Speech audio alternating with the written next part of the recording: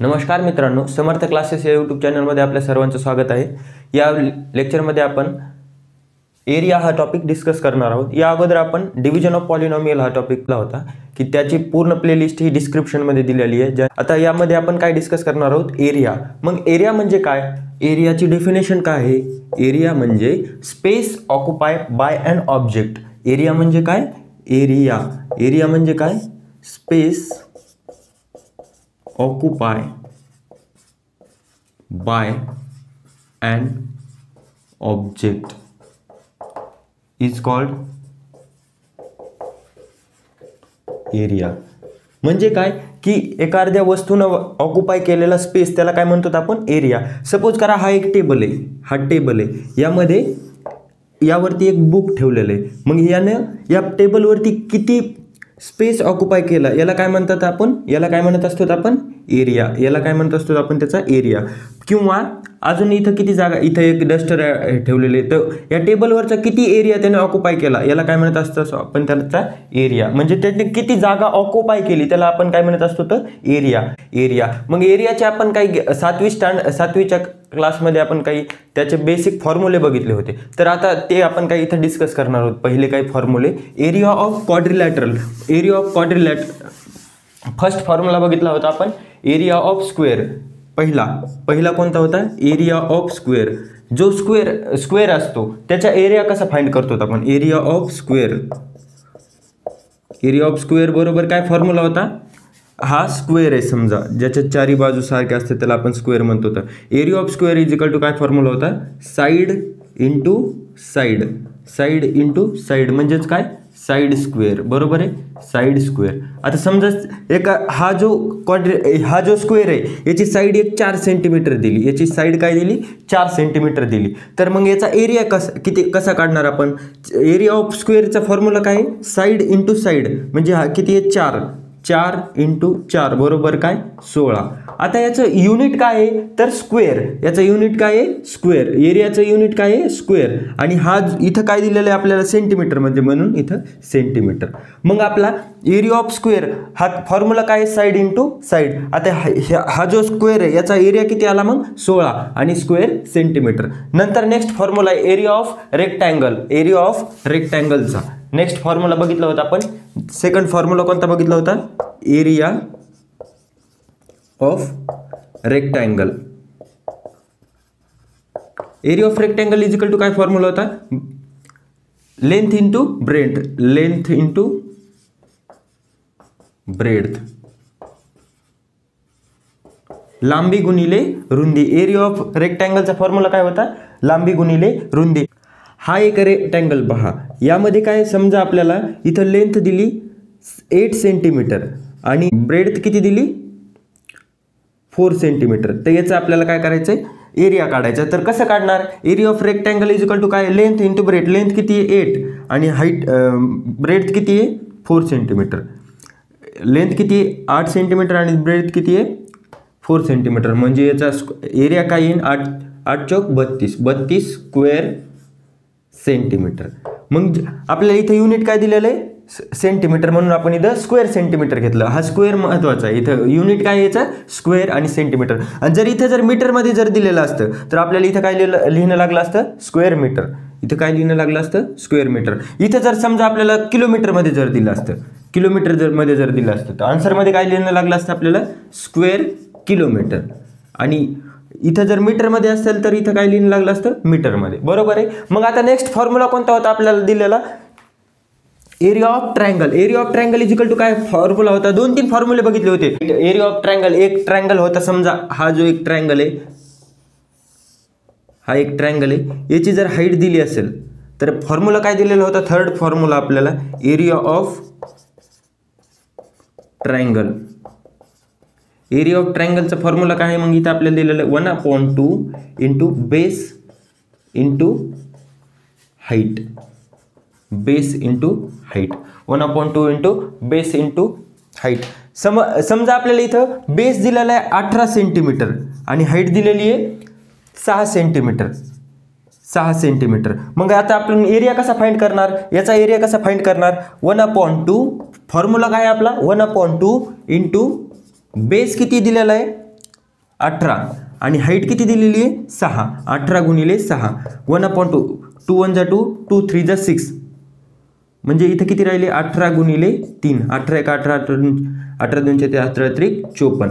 आपला एरिया किती आला 54 स्क्वेअर. आणि इथं काय युनिट आहे सेंटीमीटर म्हणून स्क्वेअर सेंटीमीटर. युनिट लिहायचं विसरायचं नाही. युनिट काय आहे square centimetre. 1/2 into base into height. Area of ट्रायंगलचा फॉर्म्युला काय 1/2 इंटू बेस इंटू हाईट. आणि परत एक फॉर्म्युला दिलेला होता एरिया ऑफ राईट अँगल ट्रायंगलचा काय होता एरिया ऑफ जर आपल्याला राईट अँगल ट्रायंगल दिलेला असेल area of right angle triangle काय दिलेलं आहे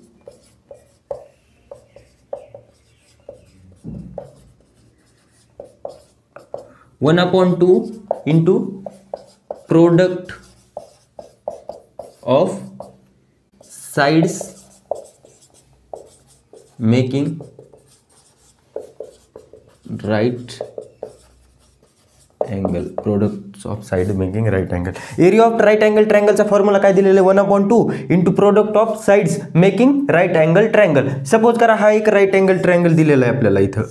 हा इथं 90 डिग्रीचा आहे आणि हा एक ही साईड दिली 20 आणि ही साईड दिली 42 सपोज करा 42 आणि ही किती दिली 20.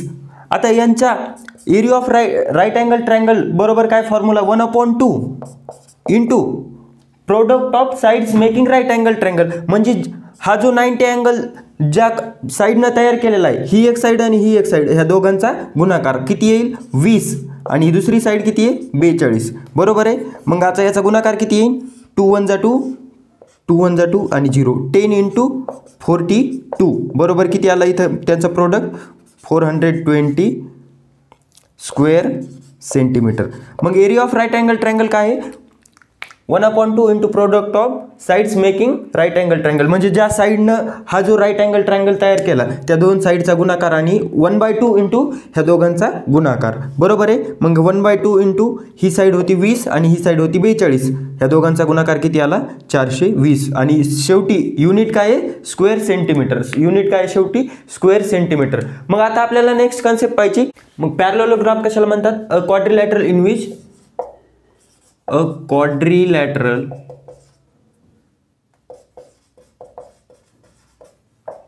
in which both the pairs of opposite sides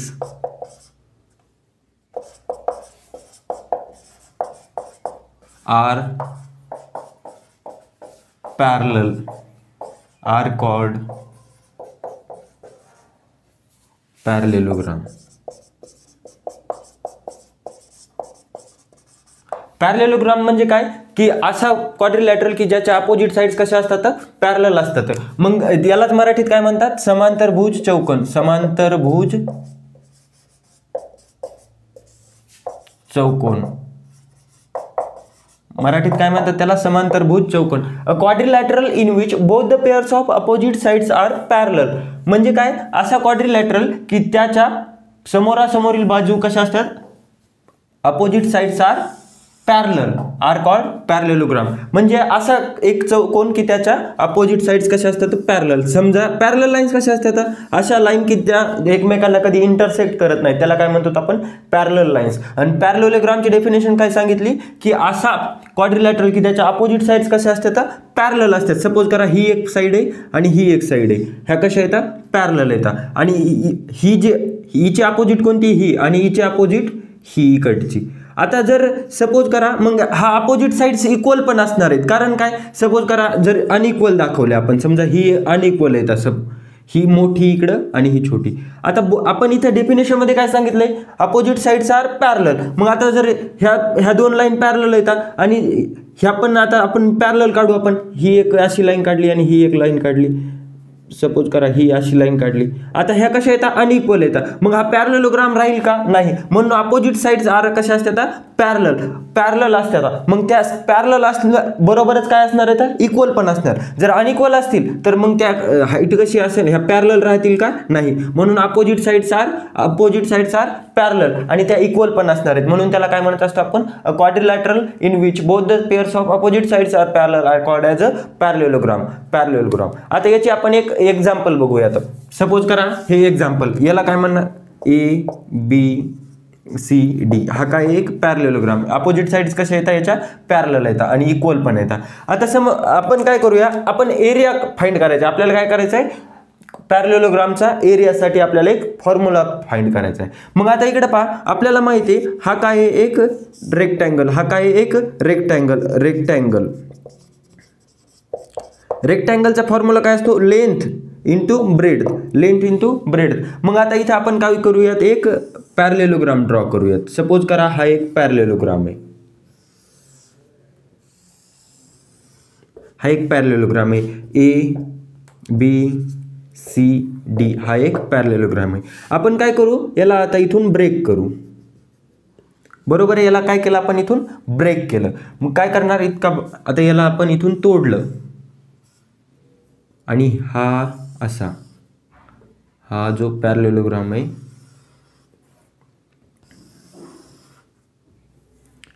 suppose करा ई बाजू ई असं म्हणलो त्याला. आता हा जो इथून कट करूया AE आणि हा D आणि ही C बाजू. आता ही बाजू काय करू आपण? याला उचलून असे इथली उचलून इथं ठेवूयात. काय करू? इथं ठेवली. बरोबर आहे. आता हा काय तयार झाला? एक रेक्टँगल तयार झाला. बरोबर आहे. मग आपल्याला माहिती आहे रेक्टँगलचा फॉर्म्युला काय आहे? लेंथ. रेक्टँगलचा फॉर्म्युला काय? Length into breadth. बरोबर आहे, लेंथ इंटू ब्रेड. आता याची लेंथ काय असणार आहे? ही खालची. बरोबर आहे, किंवा ही याला लेंथ कन्सिडर करा, वरची समजा ही लेंथ आहे. आणि आता याची ब्रेड कोणती असणार आहे? ही. बरोबर आहे, ही साईड म्हणजे कोणती असणार आहे? ही. म्हणजेच याला आपण इथं हाईट असं म्हणू शकतो का? हाईट, कारण आपण माहिती आहे याला हाईट असं म्हणतो आपण. मग आता यामध्ये आता मग ही काय झाली? त्याची हाईट झाली आणि ही काय झाली? लेंथ. मग आपण असं म्हणू शकतो का? Area of parallelogram is equal to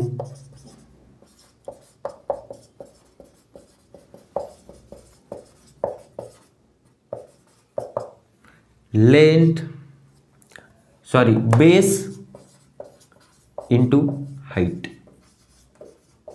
काय केलं? हा इथं जी रेक्टँगलची याला का आपण इथं बेस म्हणलो का? याला आपण काय म्हणलो? बेस. आणि हा काय झाला? हा बेस आणि ही हाईट. एरिया ऑफ पॅरलेलोग्राम बरोबर आपल्याला काय फॉर्म्युला मिळाला? Base into height. आपण कसं कनेक्ट केलं याला लक्षात आलं का तुम्हाला? हा जो रेक्टँगल आहे, हा रेक्टँगलला आपण हा जो पॅरलेलोग्राम आहे याला आपण रेक्टँगल मध्ये ब्रेक केलं. बरोबर आहे. आणि ही जी लेंथ आहे खालची याला आपण काय म्हणलो? आपण याला बेस असं म्हणलो. आणि ही जी हाईट आहे ही जी याला आपण इथं याला काय म्हणलो होतो? ब्रेड्थ म्हणलो होतो. याला आपण इथं हाईटच्या स्वरूपात लिहिलं. मग याला काय केलं? हाईट असं कन्सिडर केलं. म्हणून इथं बेस इंटू हाईट. कसा फॉर्म्युला कळालं मग? Base into height. आता एक्झाम्पल नंबर 1 दिलेलं आहे पाहिजे. Base of a parallelogram is 8 centimetre आणि height of a parallelogram is 5 centimetre. Then find its area. Area find करायचा आपल्याला. इथं बेस किती दिलेला आहे? बेस बरोबर 8 सेंटीमीटर आणि हाईट किती दिली? 5 सेंटीमीटर. आणि काय विचारले? एरिया बरोबर फाइंड करा. एरिया बरोबर किती? मग आपल्याला फॉर्म्युला काय आहे आपल्याकडे? Area is equal to base area of parallelogram is equal to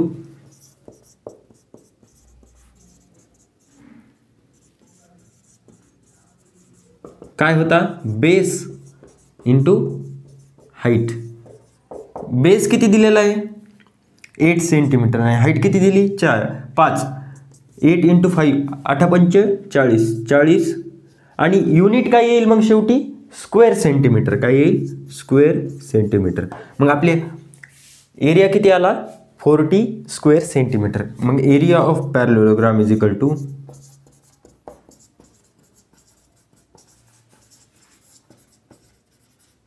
40 square centimetre. आता नेक्स्ट एक्झाम्पल पहा.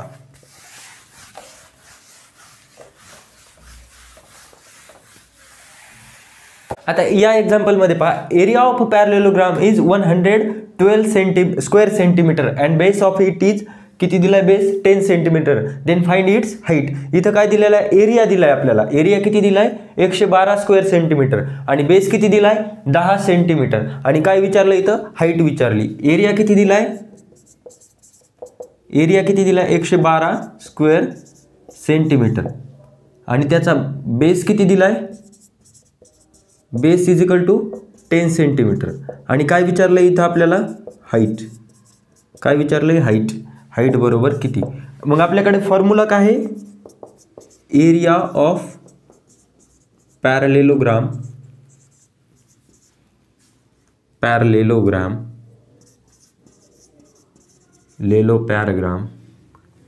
Is equal to base into height.